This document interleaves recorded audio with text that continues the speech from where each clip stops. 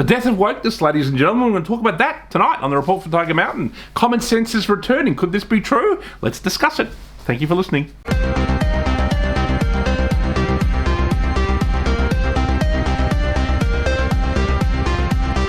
Is wokeness on the ropes, ladies and gentlemen? I think so. I think, people are basically sick of wokeness, you know what I mean? I think it's funny, obviously I'm somebody who likes to troll the ABC page and sometimes the Ages page, and, I've often used the term woke, and, you often see left-wing people go, woke is not an insult. It means, blah, blah, blah, that you're social progressive and blah, whatever, fuck off. You know what I mean? We all know there's some social progress and some things that I think we can all support that have happened over the last 30 or 40 years.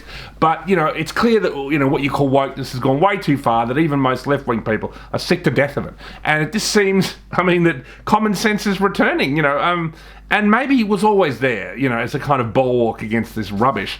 There's this woman there's this person, let's say that, I don't know his or her pronouns, so I won't assume to know them, but has gigantic kind of artificial breasts that are literally the size of 2 basketballs, and apparently it's like they teach woodwork. To me, a woodwork teacher was like an old guy who knew wood or whatever. Now, you got to be kidding me. I cannot believe that kind of person is teaching, I don't know whether it's teaching junior school or high school, hopefully high school. At least the high school is going to have a laugh at it. You know what I mean? Junior school would just sit there agog going, what the hell is that?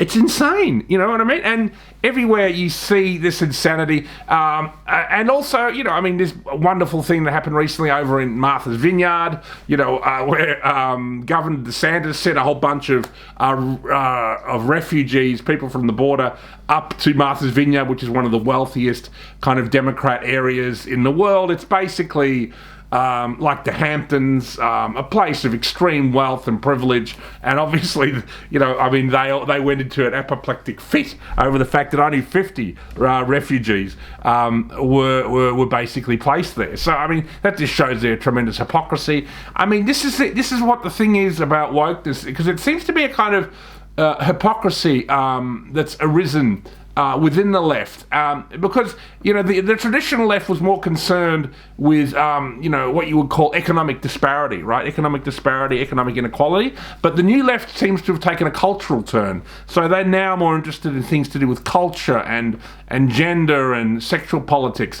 Which, if you were to actually go to many left-wing intellectuals, from Marx and Engels back to many of the Marxist scholars that followed them, people like Gramsci and stuff like this, I'm not sure they'd support that. Though Gramsci said that politics is downstream from culture, so that he would probably acknowledge that to gain political power you do have to have some kind of cultural influence. But I think the new left has made a big mistake embracing many of the kind of woke agendas, and that there is a kind of common sense returning. We pray, ladies and gentlemen, that this is so, because we're all sick to death of it, aren't we? Aren't we just sick of, this being banned, some book or some child's book got banned because, this and that, or there wasn't enough diversity in the Wiggles, or God knows what. It's all a bunch of bullshit, ladies and gentlemen, and I just wanted to say maybe we're seeing common sense return, which would be a good thing. That's the report from Tiger Mountain this week.